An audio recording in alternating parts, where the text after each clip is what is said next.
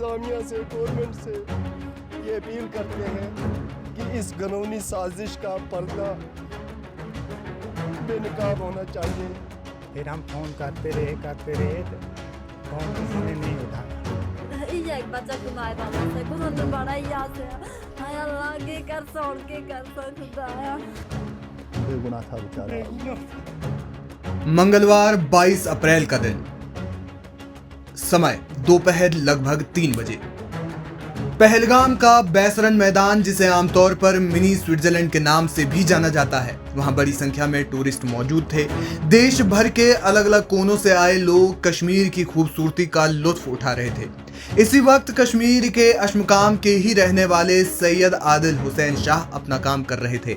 सैयद हुसैन बैसरन मैदान में पर्यटकों के लिए घोड़ा चलाने का काम करते थे, जिसे आमतौर पर टट्टू की सवारी भी कहा जाता है। हुसैन पर्यटकों को कार पार्किंग से बैसरन मैदान तक टट्टू पर बिठाकर ले जाते थे और उन्हें कश्मीर की खूबसूरती के बारे में बताते थे। 22 अप्रैल को भी रोज की तरह वो अपना काम कर रहे थे, लेकिन तभी झाड़ियों के बीच से कुछ दहशतगर्दों ने ताबड़तोड़ गोलियां बरसानी शुरू कर दी। उन्होंने आगे आकर नाम पूछा, मजहब पूछा और फिर पर्यटकों को निशाना बनाया। इसी दौरान जब आतंकियों ने हुसैन शाह से उनका नाम पूछा और उसके बाद उन्हें छोड़ दिया, लेकिन हुसैन अपने सामने मरते हुए लोगों को देख न सके। मीडिया रिपोर्ट्स के मुताबिक हुसैन ने पर्यटकों को बचाने की कोशिश की। वे उन दुर्दांत आतंकियों, उनकी बंदूकों और उनके हथियारों को देखकर डरे नहीं, बल्कि उनसे मुकाबला करने की ठान ली। लेकिन जैसे ही उन्होंने पर्यटकों को बचाने की कोशिश की तो दहशतगर्दों ने उन्हें गोली मार दी। सैयद हुसैन अपने घर के सबसे बड़े बेटे थे और घर में वे इकलौते कमाने वाले भी थे। पूरा दिन मेहनत करते थे, पर्यटकों को घोड़े की सवारी करवाते थे और यही उनकी रोजी रोटी का जरिया था। सैयद हुसैन के पिता ने बताया कि वो पहलगाम में मजदूरी करने गया था। 3 बजे हमें हमले की सूचना मिली। हमने जब उसे फोन किया तो फोन नहीं लगा। फिर हमने थाने में जाकर शिकायत दर्ज करवाई। जब हम घर आए तब हमें घटना की पूरी जानकारी मिली।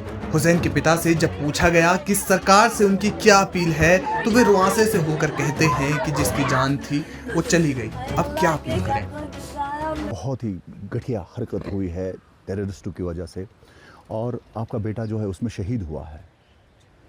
आपके घर में और कौन है, कमाने वाला कौन था, और ये पहलगाम में क्या करता था?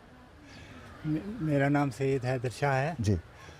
ये कल पहलगाम घोड़े चलाने के लिए गया था। अच्छा। मजदूरी को।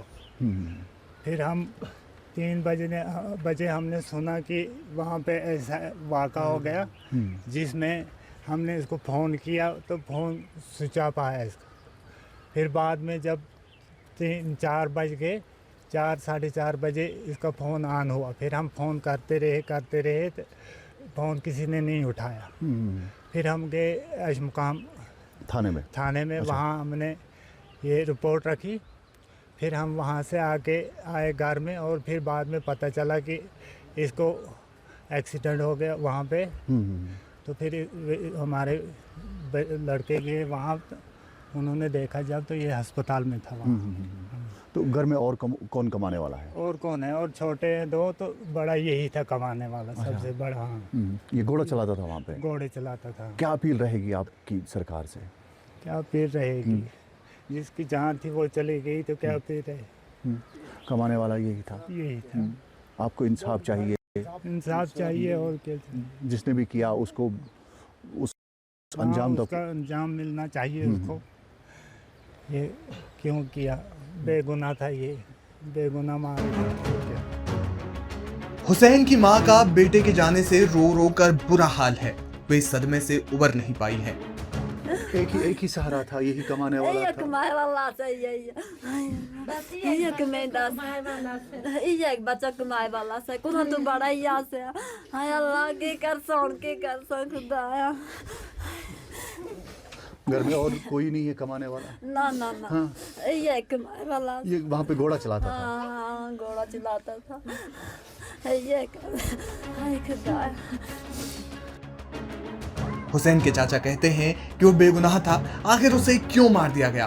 वे सरकार से न्याय की अपील कर रहे हैं। मैं यहाँ इसके चाचा हूँ जी। इसको कमाने वाला कोई नहीं, ये बड़ा बेटा था। तो अल्लाह की तरफ से था, इसको ये हादसा हो गया।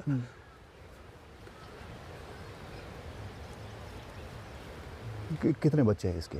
3 बच्चे हैं। अच्छा, बड़ा यही था? बड़ा यही था। इसकी शादी हुई थी? इसकी शादी हुई थी। अच्छा। इसका एक बच्चा था, वो बीमार गया था। तो अब इसको कमाने वाला कोई नहीं। हमारी अपील है कि इसका बहुत गरीब है ये। बहुत गरीब है, इसको नजरसानी की जाए, इनकी बच्चों को भी हिफाजत की जाए। बस हमारी यही अपील है। बेगुनाह था बेचारा। बेगुनाह था।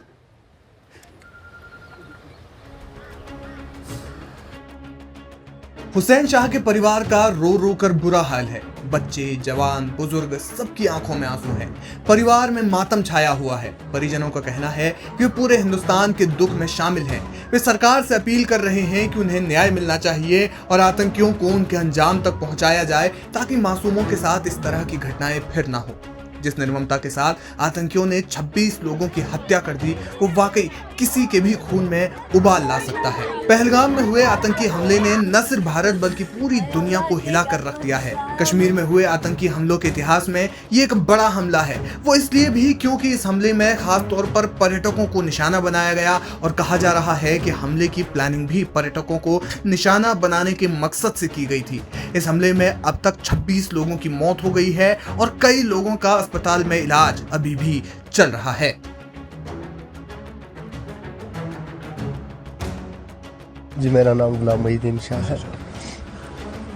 हम पूरे इस इलाके के लोग, खासकर रियासत जम्मू कश्मीर के लोग, इस गठिया घिनौनी साजिश का हम कंडम करते हैं और मजम्मत करते हैं कि जो ये वाक़ा हमारे मेहमानों के साथ, हिंदुस्तान से आए हुए उन नौजवानों के साथ जो ये वाक़ा हुआ, उस खास करके हमारे इस रिश्ते में एक शरीफ नफ्स ये बच्चा जो घोड़े का काम करता था, जो इसको मार दिया गया, हम इसकी मजम्मत करते हैं और पूरे हिंदुस्तान के इस दुख में हम बराबर शरीक हैं। और हम इंतज़ामिया से, गवर्नमेंट से ये अपील करते हैं कि इस घिनौनी साजिश का पर्दा बेनकाब होना चाहिए, ताकि आइंदा भी ऐसे मजलूम लोगों के साथ ऐसा कोई वाक़ा ना हो।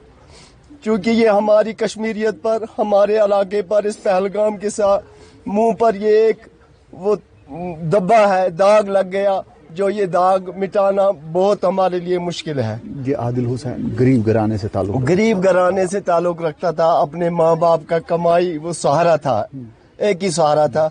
आज अल्लाह ताला ने उस सहारे को भी छीन लिया। ये मजलूम, ये गरीब लोग अब क्या करेंगे, इनका कोई सहारा नहीं है। बाकी अल्लाह ताला उन्हें जन्नतुल फिरदौस अता करे और जो हमारे हिंदू भाई इसमें मारे गए, उनके रूह को भी शांति नसीब हो। जिन्होंने किया, हम उसकी मजम्मत करते हैं। जिसने भी ये वाक़ा किया, जो भी लोग इसमें शामिल हैं, हम इसकी भरपूर मजम्मत करते हैं और लानत करते हैं ऐसे लोगों पर। बाकी शुक्रिया। ये जो आदिल हुसैन है, इसके लिए आप गवर्नमेंट से कोई खास अपील करना चाहिए? गवर्नमेंट से हम यही अपील करते हैं कि इनका जो घर का चूल्हा है वो जलना चाहिए। इनके लिए कोई मदद का कोई बहाना होना चाहिए, कोई जरिया होना चाहिए। बाकी वस्सलाम।